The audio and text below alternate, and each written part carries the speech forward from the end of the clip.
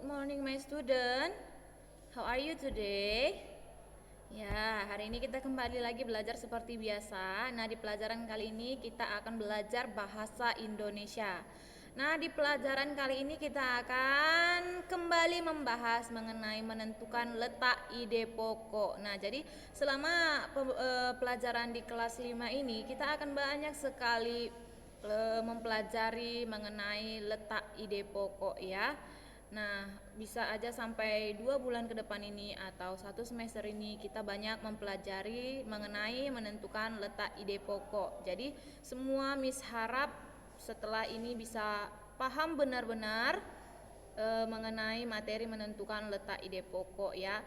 Ide pokok biasanya terletak kalau tidak di awal, di akhir, ataupun bisa juga di awal dan di akhir. Masih ingat ya pastinya apa itu ide pokok? Pastinya masih ingat ya, ide pokok itu merupakan ide yang mendasari terbentuknya satu paragraf.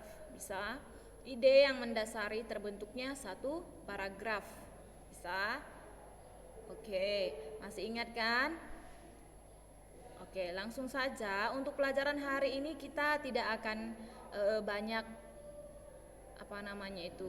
materi, kita hanya mengulang ya, bisa, karena terus sampai minggu depan juga kita pasti masih di dalam materi menentukan letak ide pokok. Sudah, jadi harap sangat-sangat disimak supaya bisa paham benar-benar ya. Kemarin itu masih banyak yang lihat bersalahan ya.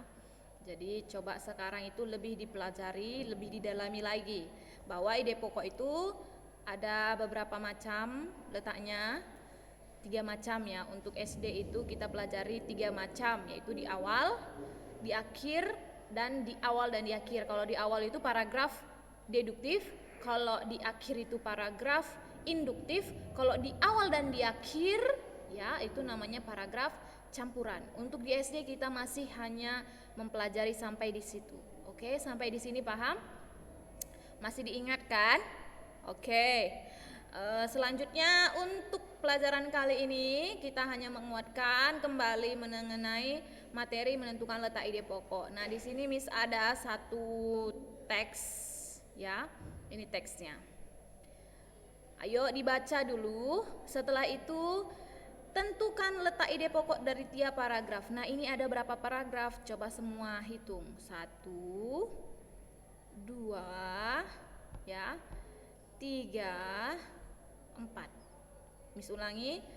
Dalam teks penyandang cacat yang sukses ini terdapat berapa paragraf? Coba dihitung ya.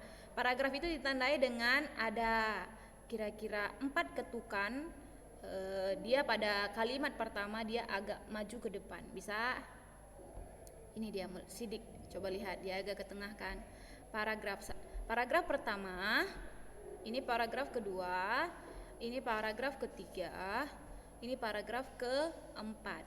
Coba semua siswa kelas 5 tentukan ide pokok dari keempat paragraf ini ya. 1, 2, 3, 4. Ada 4 paragraf. Coba tentukan di mana letak ide pokoknya. Bisa aja ide pokoknya ada di awal, bisa aja ide pokoknya berada di akhir, atau bisa aja ide pokoknya berada di awal dan di akhir. Coba ditentukan, tulis dengan tulisan yang rapi.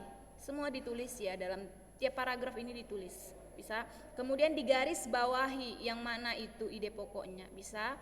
Atau bisa juga dibikin tabelnya di bawah. Setelah ditulis teksnya, baru dibikin tabelnya di bawah.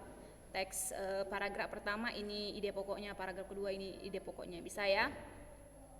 Oke, kalau tidak digaris bawahi juga boleh ya, bisa.